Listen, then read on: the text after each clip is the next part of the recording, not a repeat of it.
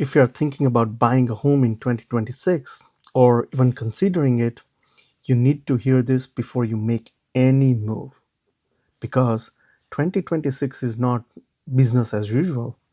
Some rules have officially changed, some rules have quietly changed, and some rules didn't change on paper.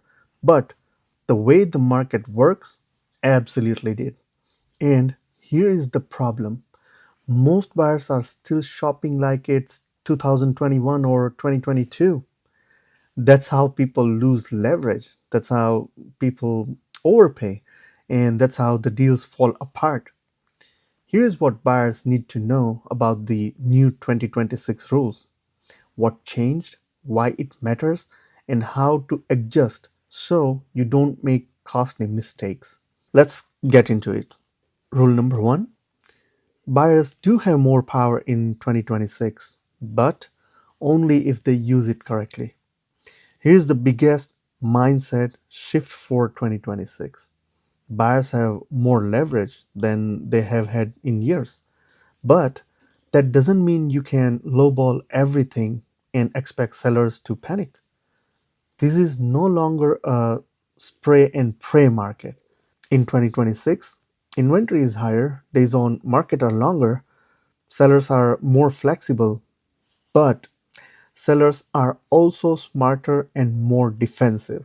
You you have room to negotiate price, concessions, repairs, and rate buy downs, but only if your offer makes sense.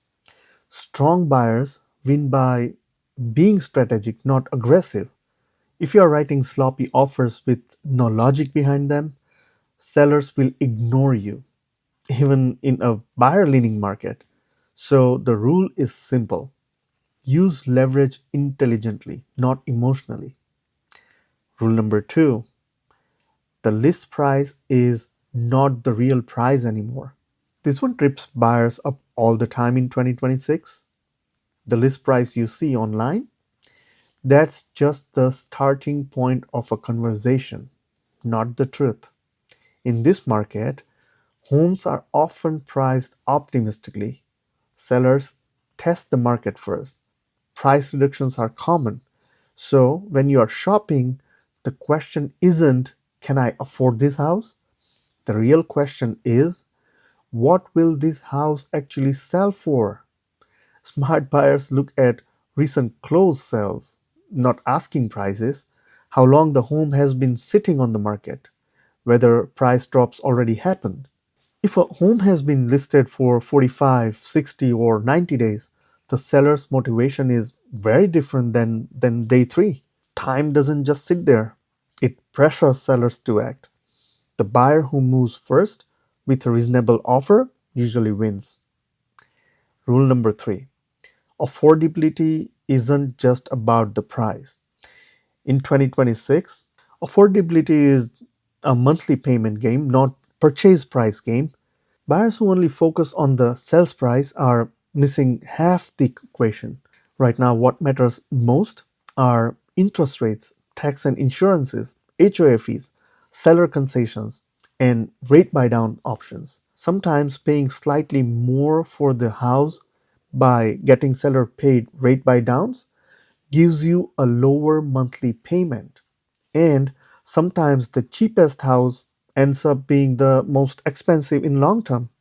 So the new rule is: stop shopping by price alone. Shop by payment structure. This is where good guidance matters because most buyers don't realize how flexible deals actually are in 2026.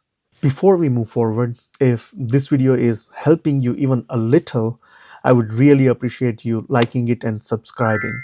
It helps more than you think. And if you want resources I have put together specifically for buyers navigating 2026, check the link below.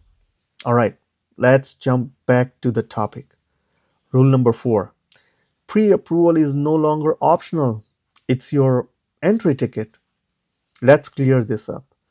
In 2026, looking at homes without a solid pre approval is a waste of your time. Sellers are more cautious now. They don't want deals falling apart. A real pre-approval, not online guess, tells the seller that you are serious, you are qualified, and that you can actually close. And buyers with strong approvals often get priority on negotiations. They get better concessions, get taken serious even at lower prices. So before you fall in love with a home, make sure your financing is already locked in properly. That's how you protect yourself and your time. Rule number 5: inspection matters more, not less. Some buyers think since it's a not crazy seller's market, inspections don't matter anymore. That's wrong. In 2026, inspections are even more important. Why? Homes are sitting longer. Deferred maintenance is common. Some sellers are stretched financially. You are not just inspecting for deal breakers, you are inspecting to negotiate intelligently. Inspections help you. It helps you ask for repairs, ask for credits, walk away safely if needed. The new rule here is never skip inspections and never rush them. A calm buyer with a solid inspection strategy is a powerful buyer in 2026. Rule number 6: new builds play by different rules. If you are looking at new construction in 2026, listen closely. Builders are aggressive right now, but not always on price. Instead of massive price cuts, builders often offer stuff like rate buy downs, closing cost credits, design upgrades, lot premiums waived. But here is the catch: builder contracts are returned for the builder, not for you. You need to understand incentives expire quickly, financing deadlines are strict. You still need representation. In 2026, new builds can be incredible opportunities if you know how to structure the deal correctly. Otherwise, buyers leave a lot of money on the table without even realizing it. Rule number 7: appraisals can make or break the deal. This rule surprises buyers. In 2026, appraisals are more conservative. That means overpriced homes get exposed. Appraisal gaps can happen. Sometimes negotiations reopen late in the process. If a home doesn't appraise, you don't automatically lose the deal. You don't automatically pay the difference. The goal is to protect yourself, not panic later. Let me give you an example. An incident that happened with one of my buyers. We were in crazy market in 2022, right after pandemic. Like there were a couple of years which were crazy, as many of you might know. And in this market, like I had a buyer. um, Fortunately, we got under contract on a home which she was liking to live in. And here's the thing happened, here's the situation happened. Everything went well. The buyer was already pre-approved and we were working with a great lender at that time. The inspection went well. We negotiated on you know some of the items what we had to negotiate at that time, and we also got some cost in form of cash at the closing table. um, but what happened here was the appraisal, it came short by $12,000. Hey, $12,000, now you need to pay in cash to save the deal in a crazy market. That's a lot of money, and she was not having that kind of money in her pocket at that time. And that was a crazy market. Like even the homes which were under 300,000, and this one was under 300,000, were getting crazy offers, like offers of 30,000, over asking prices. And yes, all these asking prices which were offered above that price, I mean about the MLS listing price, mostly they were paid in cash. So now think about a scenario where you are buying a $300,000 home, and if you are lucky and if you have all cash, that's a different story. But now, if you don't have all the cash, you are still paying lot of amount, lot of portion in cash. But my buyer, she didn't have that kind of money.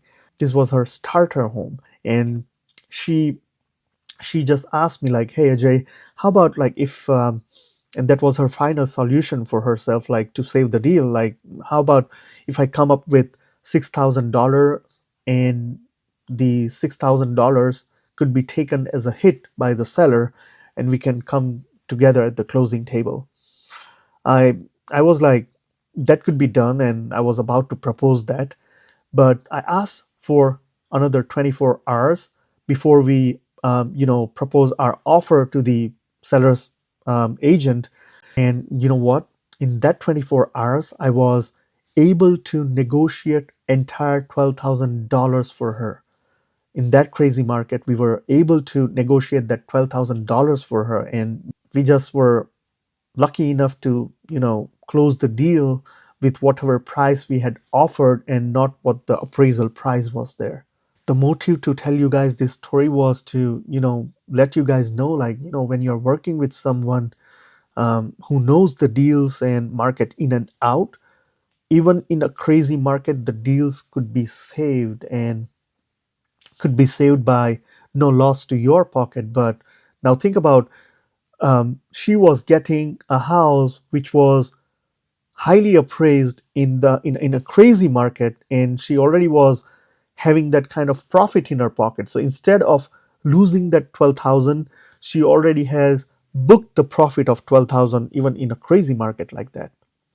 So just don't panic. If you are working with the right agent, the agent is gonna save your deal. Let's go on the rule number 8. Emotional buying is expensive in 2026. Now, listen closely. This might be the most important rule. In 2026, emotional buyers lose leverage. The market rewards buyers who stay calm, who stay patient, stay informed. FOMO is gone. There will always be another house, but there won't always be another chance to protect your money. The new rule is simple. If the numbers don't make sense, walk away. Just walk away. That's strength, not weakness. So let's wrap this up. Buying a home in 2026 isn't harder. It's just different. The rules changed, the leverage shifted, and buyers who understand the new game, they win. The ones who don't, they overpay, they stress out or miss opportunities. If you're planning to buy this year, your biggest advantage isn't timing the market, it's understanding it. I hope this video helped you understand the rules to win a deal in 2026 on the buyer side. If you are buying anywhere in North Dallas, I have got you covered. And if you are buying elsewhere, I can connect you with the right agent through my referral network. Thanks for watching this video, and I'll see you guys in next one.